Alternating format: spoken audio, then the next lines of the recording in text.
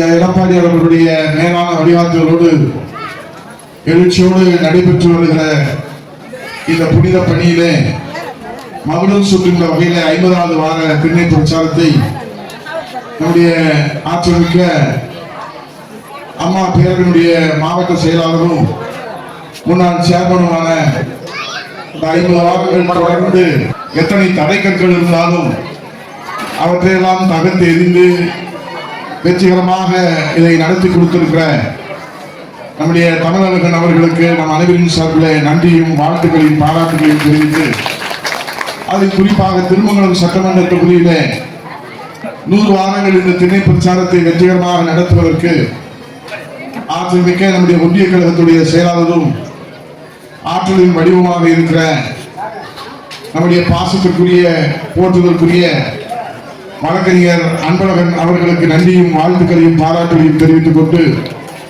அவரோடு கழகத்துடைய செயலாளர் பாலசுப்ரமணியம் அவர்களும் காதுகுத்து கெடாவிட்டு இந்த மாதிரி பெரிய முகூர்த்தத்துல கூட எங்களுடைய அன்பான அழைப்பை ஏற்று அதையும் தட்டாமல் இதையும் தட்டாமல் உதயகுமாரியும் நாம் உறுதுணையாக இருக்க வேண்டும் என்ற அந்த தாய் பாசத்தோடு பெரிய முகூர்த்தம் என்றாலும் சின்ன முகூர்த்தம் என்றாலும் நாங்கள் அம்மா கட்சிக்கு ஆதரவாக இரட்டை கட்சிக்கு ஆதரவாக இருப்போம் என்று தாய் உள்ளத்தோடு வலியுறுத்திருக்கிற எங்கள் உயிரிழந்த மேலான வாக்காளர் பெருமக்களை, எங்களுக்கு நீங்கள் கொடுக்கிற அந்த ஆதரவுக்கு ஈடு இணை எதுவும் இல்லை என்கிற அடிப்படையில தான் உங்களை எத்தனை முறை கோயிலுக்கு போய் ஆண்டவனை எத்தனை முறை கொண்டது அவர்களுக்கு மத்தியிலே நாங்கள் தினந்தோறும் மக்களையே மகேசனாக நினைத்து, மக்களே கடவுளாக நினைத்து, மக்களே தெய்வமாக நினைத்து, மக்கள் தொண்டே மகேசன் தொண்டு என்று நாங்கள் பணியாற்றி வருகிறோம். அதிலும் இந்த விடத்த குளத்தை பொறுத்தளவில் எப்பனாலும் சரி எங்க தாய் வீடு மாதிரி இங்கே நாங்கள் வந்து உங்களை தரிசித்து உங்களுக்கு நலத்திட்ட உதவிகளை வழங்கி எங்களால் முடிந்த அன்புகளை பரிமாறுகின்ற வகையிலே இந்த எழுச்சி நிகழ்ச்சியை இங்கே தமிழகன் அவர்களும் அன்பழகன் அவர்களும் முன்னேற்ற கழகத்திற்கான தேர்தல் வியூகத்தை கள நிலவரத்தை அலசி ஆராய்ந்து அவர் மூத்தவர் என்ற முறையிலே எங்களுக்கெல்லாம் அவர் ஒரு வழிகாட்டுதலை கொடுப்பார். அப்படி அவர் கொடுக்கிற போது ஒவ்வொரு கட்சியும் இன்றைக்கு ஆட்டம் என்று போயிருப்பது நமக்கு புலப்படுகிறது. ஏனென்று சொன்னால் முதலாக தேர்தல் களத்திலே அண்ணா திராவிட முன்னேற்ற கழகம் புரட்சி தலைவர் எம்ஜிஆர் இருக்கிற போதும் சரி, அம்மா இருக்கிற போதும் சரி, எங்க தங்கச்சி உனக்கு சேர்ல இருந்தாலும் புரட்சி தலைவர் அம்மாவுடைய காலத்திலும் சரி, நம்முடைய புரட்சி தலைவர் ஐயா எடப்பாடி ஆட்சி காலத்திலும் சரி, தேர்தல் களத்திலே முன்னெடுத்து செல்கிற முதன்மையான இயக்கம் அனைத்து இந்திய அண்ணா திராவிட முன்னேற்ற கழகம் என்பதை இன்றைக்கு 3 தலைமுறையாக நிரூபித்து காத்துக் கொண்டிருக்கிறார். அந்த வகையிலே தான் 5 தேர்தல் வாக்குறுதிகளை முதல் கட்டமாக, இது ஒரு ட்ரெய்லர் தான், ஒரு படம் எப்படி இருக்குன்றதுக்கு ஒரு ட்ரெய்லர் வெளியிடுவாங்க, நீங்க எல்லாம் பார்த்துருப்பீங்க தியேட்டர்ல. அது மாதிரி உங்களுக்கு என்னென்ன செய்ய வேண்டும் என்று புரட்சி தமிழர் ஐயா எடப்பாடியார் அவர்கள் சிந்தித்திருக்கிறார்களோ அதனுடைய முன்னோட்டமாகத்தான் முதல் கட்டமாக 5 தேர்தல் வாக்குறுதி. அதிலே முத்தாக 1000 ரூபாய் கொடுக்கிறார்களே, அதுவும் அனைவருக்கும் என்று சொன்னார்களே, அன்பழகன் விரிவாக அதை பற்றி பேசினார்கள். ஆக 1000 ரூபாய் எப்போது கொடுத்தார்கள், எப்போது அறிவித்தார்கள்? நான் சுருக்கமாக எளிய முறையிலே சொல்லுகிறேன். 2021 தேர்தலில் அறிவித்தார்கள். ஆனால் வெற்றி பெற்று முதலமைச்சராக வந்தவுடன் கொடுக்க வேண்டுமா வேண்டாமா? கிட்டத்தட்ட 2 வருடங்கள் கழித்து பாராளுமன்ற தேர்தல், நாடாளுமன்ற தேர்தல் வருகிற போது 2024 தான் இந்த 1000 ரூபாய் திட்டத்தை துவங்குகிறார். சரி, பரவாயில்லை, லேட்டா வந்தாலும் லேட்டஸ்டா வந்திருக்கோம், எல்லாத்துக்கும் கொடுங்க அப்படின்னு சட்டமன்றத்தில் புரட்சி தலைவர் எடப்பாடி அவர்களும் என்னையும் அவர்கள் பேச சொன்னார்கள். நான் இதில் பேசுகிறேன். ஐயா, தேர்தல் வந்தா மட்டும் உங்களுக்கு மக்கள் ஞாபகத்துக்கு வர்றாங்க, உங்களுடைய தேர்தல் வாக்குறுதி 1000 ரூபாய் என்னாச்சு அப்படின்னு கேட்கிற போது இந்த நாடாளுமன்ற தேர்தல் வந்த உடனே கொடுத்தாங்க. சரி, குடும்ப அட்டை வைத்தவர்கள் எல்லாம் கொடுப்பார்கள் என்று பார்த்தால் அவங்க சொன்னாங்க, நாங்க தகுதி இருக்கிறவங்களுக்கு தான் கொடுப்போம் அப்படின்னு. என்ன தகுதி? தேர்தலுக்கு முன்னால் சொல்லவே இல்லையே, அனைவருக்கும் கொடுப்பதாக சொன்னீர்களே. சரி, கொடுக்கல, பாதி பேருக்கு கொடுக்கல, பாதி பேருக்கு கொடுத்தாங்க. இப்ப 2026 தேர்தல் வந்த உடனே நாங்க எல்லோருக்கும் கொடுக்கிறோம் என்று சொல்லுகிறார். என் வணக்கத்துக்குரியவர்களே, ஆனால் புரட்சி தமிழர் எடப்பாடியார் என்ன அறிவித்திருக்கார் தெரியுமா? குடும்ப அட்டை வைத்திருக்கிற அனைத்து மகளிருக்கும் 1000 அல்ல 2000 மகளிர் உரிமை தொகை வழங்குவோம் என்று என்று புரட்சி தமிழர் ஐயா எடப்பாடியார் தேர்தல் வாக்குறுதியை கொடுத்திருக்கிறார். நீங்கள் செய்ய தவறியதை, நீங்கள் செய்ய தவற விட்டதை, ஆட்சி அதிகாரம் முதலமைச்சர் பதவி நாடாளுமன்ற 39 நாடாளுமன்ற உறுப்பினரை வைத்துக் கொண்டு உங்களால் முடியும். ஆனால் உங்களுக்கு மனம் இல்லை. மனம் இருந்தால் மார்க்கம் உண்டு. ஆனால் இந்த மக்களுக்கு கொடுப்பதற்கு உங்களுக்கு மனம் இல்லை. உங்கள் மகன் உதயநிதிக்கு துணை முதலமைச்சர் பதவி கொடுப்பதற்கு மனம் இருக்கிற உங்களுக்கு, என் தாய் தமிழ்நாட்டு மக்களுக்கு 1000 ரூபாய் அனைவருக்கும் கொடுப்பதற்கு மனம் இல்லை. நான் இதை குற்றச்சாட்டாக சொல்லுகிறேன். அதனால்தான் புரட்சி தமிழர் ஐயா எடப்பாடியார் அவர்கள் குடும்ப அட்டை வச்சிருக்கிறியா, நீ தகுதி இருக்கு இல்லைன்னு சொல்லாத, நேரம் இந்த படியில ஏறு, நான் 2000 ரூபாய் கொடுக்க சொல்றேன். மாதம் மாதம் உங்களுடைய வங்கி கணக்கில் புரட்சி தமிழர் ஐயா எடப்பாடியாருடைய தாய்மாமன் வீட்டு சீதனமாக உங்கள் வங்கி கணக்கில் வரவழைக்கப்படும். மே மாதத்தில் இருந்து நீங்க எழுதி வச்சுக்கொள்ளுங்க. தைரியமா நீங்க உறுதியா அதற்கான திட்டமிடுதலை செய்யலாம். இவர்களை போல ஏமாற்றுவார்கள். 1,87,00,000 பேர்களுக்கு விலையில்லா மிக்சி, கிரைண்டர், மின்சார விசிறி தருவோம் என்று புரட்சி தலைவர் அம்மா அவர்கள் சொன்னார்கள். அதுபோல் செய்தார்கள். 100 ரூபாய் இருந்துச்சு பொங்கல் பரிசு. எடப்பாடியார் 1000 ரூபாய் கொடுக்குறேன்னு சொன்னார். தேர்தலில் நாங்க சொல்லல, ஆனா நாங்க கொடுத்தோம். இதே மேலையில 2 500 ரூபாய், அது 2 பாட்டினா எனக்கு கீழே தள்ளி விட்டுருச்சு. எவ்வளவு நிறைய காத்துள்ளது குடியா ஆகட்டா அப்படின்னு கொடுத்துச்சு. நான் தான் கொடுத்தேன், நீங்க தான் வாங்கணும். இது மாதிரி இன்னைக்கு செய்ய முடியுமா? அதுதான் அதிமுகவுக்கு திமுகவுக்குள்ள வேறுபாடு. அதிமுக வாக்குறுதி கொடுக்கும், திமுகவும் வாக்குறுதி கொடுக்கும். ஆனால் தேர்தல் முடிந்ததற்கு பிறகு திமுக வாக்குறுதியை மறந்துவிடும். அண்ணா திராவிட முன்னேற்ற கழகம் கொடுத்த வாக்குறுதியை இதயத்தை சுமந்து அதை நாங்கள் செயல்படுத்தோம். அடுத்த வாக்குறுதி என்ன கொடுக்கிறார்? மகளிரோடு சேர்த்து எங்க அண்ணன்மாரெல்லாம் கேட்கிறாங்க, அண்ணே அண்ணே எங்க வீட்டுக்காரங்க மட்டும் போகுது பஸ்ல, என்னையும் கொஞ்சம் ஏற்றி விடுங்க அப்படின்னு. கவலைப்படாது, இனிமேல் 2 பேரும் போங்க, எங்க போனாலும் 2 பேரும் போங்க, கோயிலுக்கு போனாலும் 2 பேரும் போங்க, கல்யாணத்துக்கு போனாலும் 2 பேரும் போங்க. ஆனா அவங்க மாதிரி நாங்க ஓசி என்று கொச்சைப்படுத்த மாட்டோம். இது உங்கள் பஸ், இது எடப்பாடியார் பஸ், இது எடப்பாடியார் உங்களுக்காக தமிழக அரசில் இருந்து உங்களுக்காக வழங்கி இருக்கிற பேருந்து. உரிமையாக ஏறலாம். யாராவது கண்டக்டர் யாராவது சொன்னான்னு வச்சுக்கோங்க, டக்கு நீங்க சொல்லலாம், பச்சை தமிழர் புரட்சி தமிழர் எடப்பாடியார் பேருந்துல நான் ஏறுவதற்கு எனக்கு உரிமை இருக்கிறது. அந்த பேருந்து இன்றைக்கு புரட்சி தமிழர் எடப்பாடியார் வழங்குகிறார். அப்புறம் அனைவருக்கும் வீடு. இது ஒரு கனவு.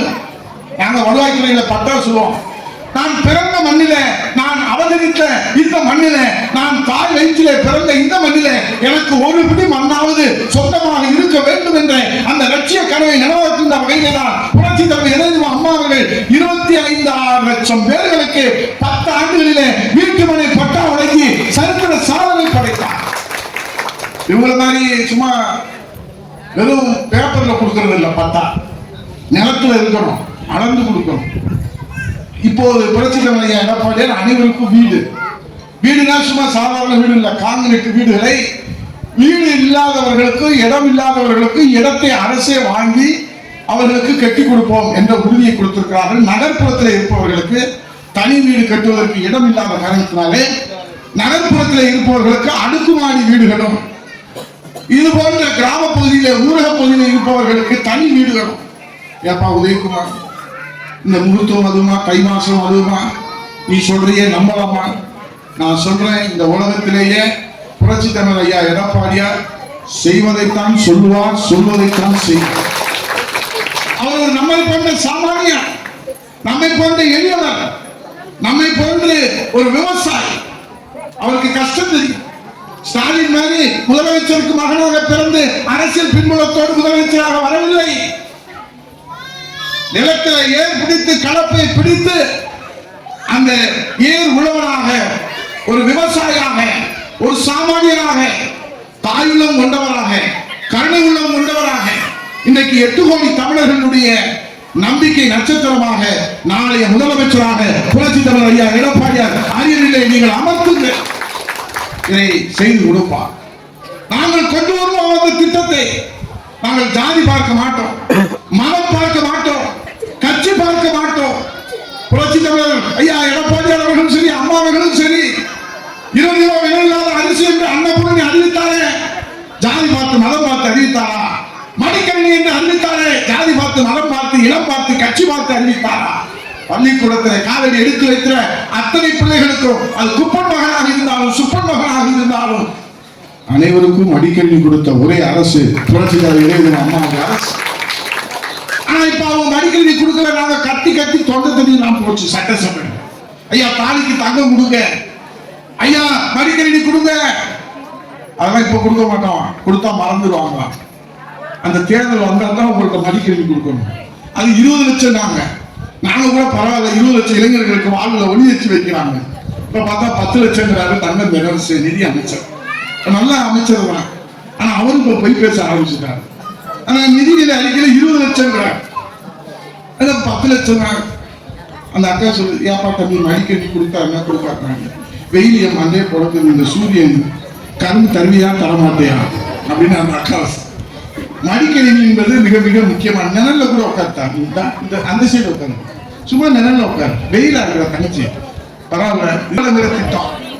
அப்புறம் உங்களுக்கு எல்லாம் நல்லா தெரியும் இந்த 100 நாள் வேலை வாய்ப்பு திட்டம். நாங்க எங்க போனாலும் எங்க நிர்வாகிகள் போறாங்க, போற இடமெல்லாம் பார்த்தா தம்பி உதயகுமார் என்னப்பா இந்த 100 நாள் வேலை வாய்ப்பு திட்டம் கடைசியில 10 நாளா மாறிடுச்சு, 20 நாளா மாறிடுச்சு, சம்பளம் தரமாட்டுறாங்க.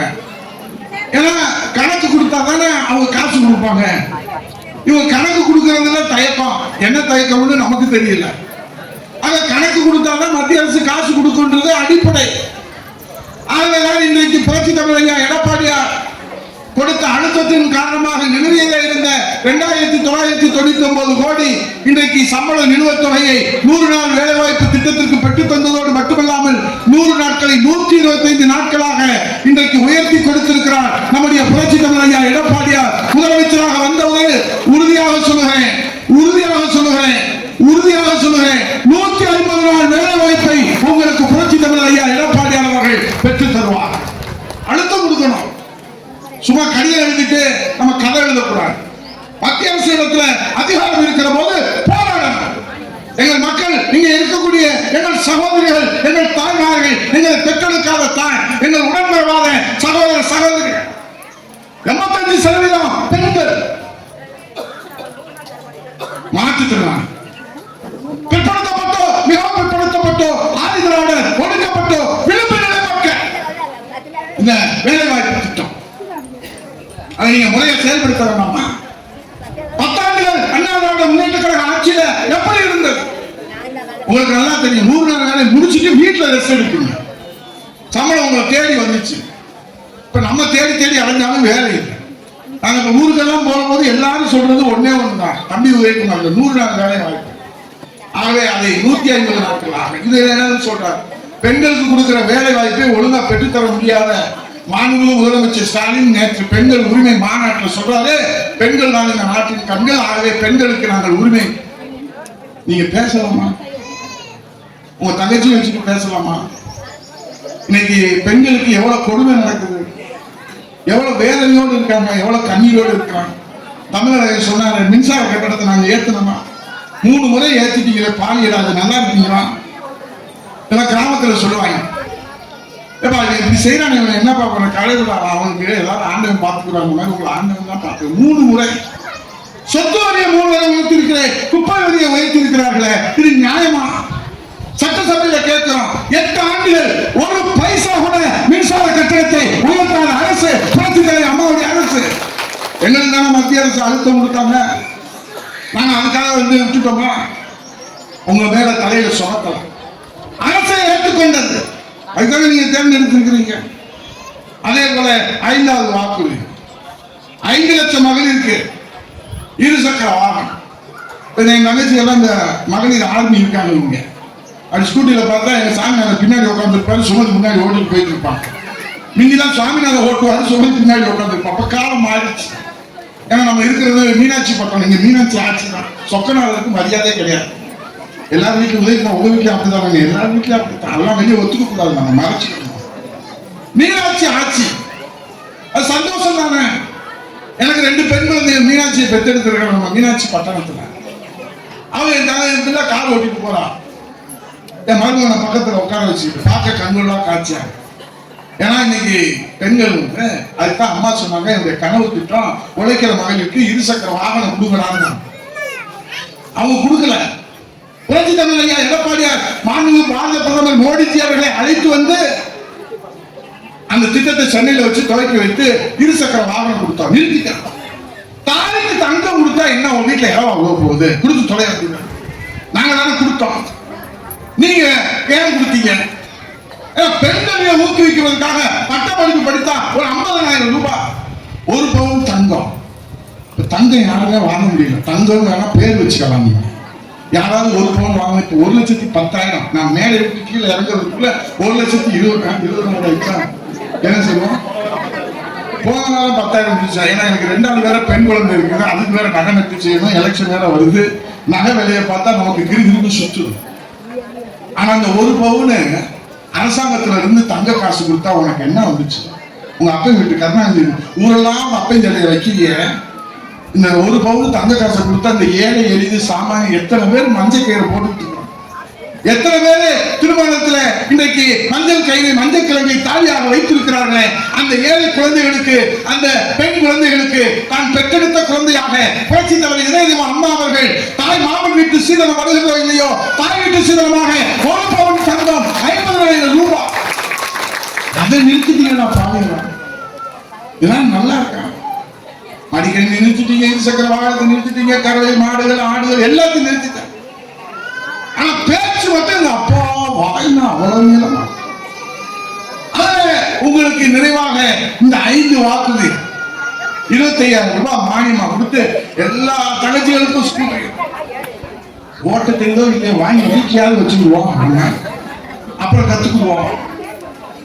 நம்ம பிள்ளைகளை கூட்டிட்டு போவோம், ஸ்கூலுக்கு கூட்டிட்டு போனோம்னா நம்ம அந்த கனவுக்காக காத்திருக்க வேண்டியதில்லை.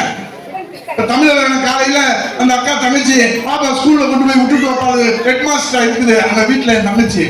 தமிழர் கூப்பிட்டா நீ வேற அந்த உதயகுமார் மொட்டை பண்ணி தென்னை பஞ்சாயத்து காலையில 9 மணிக்கு சொல்லிட்டு 8 மணிக்கு வந்துருவேன், நான் 7 மணிக்கு போகணும்னு சொல்லிட்டு போக மாட்டாரு. இப்ப இதே அந்த தங்கச்சிக்கு ஸ்கூட்டி இருந்துச்சுன்னு வச்சுக்கோங்க, தமிழக பாய் சியோ அப்படின்னு அதோட ஸ்கூட்டி எடுத்து போயிட்டு இப்ப என் தங்கச்சி எல்லாம் மீனலட்சுமி இலக்கியா பூரா நமக்கு முன்னாடி போறான். யாரும் அது நம்மன்னு பார்த்தா வணக்கம் வாழ்த்துக்கள் அப்படின்னு போறான். இப்ப ஸ்கூட்டியை காணும், அதை எடுத்துட்டு அவங்க வீட்டுக்கு போயிட்டாங்க. தாய்க்கு தங்கம் கொடுக்குறாங்க, வீட்டுக்கு போயிடாங்க. மடிக்கணி கொடுக்குறாங்க, படிக்கிற போது கொடுக்குறாங்க, படித்து முடிச்சதுக்கு அப்புறம் கொடுக்குறாங்க. அதை சட்டமன்றத்துல கேட்கிறோம். என்னைதான் புரட்சி தமிழர் எடப்பாடி அவர்கள் இந்த ஆளுநர் பேருரையில பேச சொல்லியிருந்தார். உதயகுமார் நாங்க போய் மோடிஜியை பாரத பிரதமரை 14ஆம் இடத்துல மாற்றம் ஏற்படுவதற்காக அந்த மாபெரும் நம்முடைய பரப்புரை தொடக்க கூட்டம் இருக்கிறத நீ சட்டசபையில பேசுவா தம்பி. சரி, நான் எதை பேசணும், தாலிக்கு தங்கத்தை பேசு, சட்டம் ஒழுங்கு பேசு, விலைவாசியை பேசு, எல்லாத்தையும் பேசலாம் அப்படின்ட்டு நைட்ல பாத்துக்கிறாங்க. சபாநாயகர் 2-1 நானும் அவரை பார்த்துக்கிறேன். அவனை கேட்கிறேன், ஐயா மடிக்கணி கொடுக்க சொன்னேன், நீங்க இப்ப கொடுக்குறேன் அறிவிச்சீங்களே, ஏன் படிச்சு முடிச்சதுக்கு அப்புறம் கொடுக்குறீங்க? அவர் சொல்றாரு, நீங்க படிக்கிற போது கொடுத்தீங்க, நாங்க படிச்சு முடிச்சோம் அப்ப வேலைக்கு போற போது கொடுக்குறேன். என்னமா நடிக்கிறீங்களா சாமியெல்லாம், உலகமா நடிக்கலாம். படிக்கிற போது கொடுக்க முடியலன்னு சொல்லுங்க. உங்க பிள்ளைகளுக்கு யாருக்காவது மடிக்கணி கிடைச்சிருக்குதா? அப்ப என்ன பாவம் செய்யும்? ஆகவே என் வணக்கத்துக்குரியவர்களே, பெரியவர்களே, அங்க வேற தாலிக்கு தங்கம் வேற உதயகுமார் சொல்லிட்டே இருக்கிறான். தாலியை வச்சுட்டு திருமணத்துக்கு வச்சுட்டு கல்யாணத்துக்கு ரெடியா இருக்கிறான். அவன் இந்த 5 வாக்குறுதி, இது ட்ரெய்லர், முதல் கட்டம். இன்னும் நீங்கள் எதிர்பார்க்கிறது எல்லாமே புரட்சி தமிழர் எடப்பாடியுடைய தலைமையிலே அண்ணா திராவிட முன்னேற்ற கழகத்தினுடைய ஆட்சி தேசிய ஜனநாயக கூட்டணியில அமைய இருக்கிறது. பாரத பிரதமர் அவர்கள் தேர்தல் பரப்புரையை தொடங்கி வைத்திருக்கிறார். ஏன் தெரியுமா? அவர் கூட்டு வந்து நம்முடைய புரட்சி தமிழர் எடப்பாடியார் பிரச்சாரத்தை தொடங்கினாரு. பாரத பிரதமர் நினைச்சாதான் 100 நாளுக்கு பணம் தர முடியும், 100 நாள் வேலைக்கு. பாரத பிரதமர் நினைச்சாதான் எய்ம்ஸ் மருத்துவமனை, பாரத பிரதமர் நினைச்சாதான் மெட்ரோ ரயில் திட்டம் மதுரைக்கு, திருமணத்திலிருந்து ஒத்தகலை வரைக்கும் மெட்ரோ ரயில் திட்ட அறிக்கை கூட ஒழுங்கா கொடுக்க முடியாத இந்த அரசு புரட்சி தமிழர் எடப்பாடி முதலமைச்சராக வந்தது பிறகு திருமணத்துல இருந்து மெட்ரோ ரயில்ல என் தங்கச்சியும் என் அக்காவும் எங்க தாய்மார்களும் என் அண்ணனும் போற கண்கொள்ளா காட்சி நடக்கும். அவங்களுக்கு போது நடக்காது. ஏன்னா அவங்க பாரத பிரதமரோட சண்டை போடுறதுலயே இருக்காங்க. சண்டை போடுறதுக்கு அவங்களை முதலமைச்சர் ஆக்கணும். எல்லாரும் எங்களுக்கு வாங்கி கொடுப்பா, திட்டத்தை வாங்கி கொடுப்பா, வளர்ச்சியை வாங்கி கொடுப்பான்னு நீங்க சொல்றீங்க. அவர் சொல்றாரு, நாங்கள் மொழிக்காக போராடுகிறோம். நீ போராடுறதா இருக்கட்டும் தம்பி, முதல்ல திட்டத்தை கொடு. இப்ப அவங்க தேர்தல் அறிக்கை கொடுக்குறாங்க. என்ன தேர்தல் அறிக்கை? காலாவதியான நீராவி என்ஜின்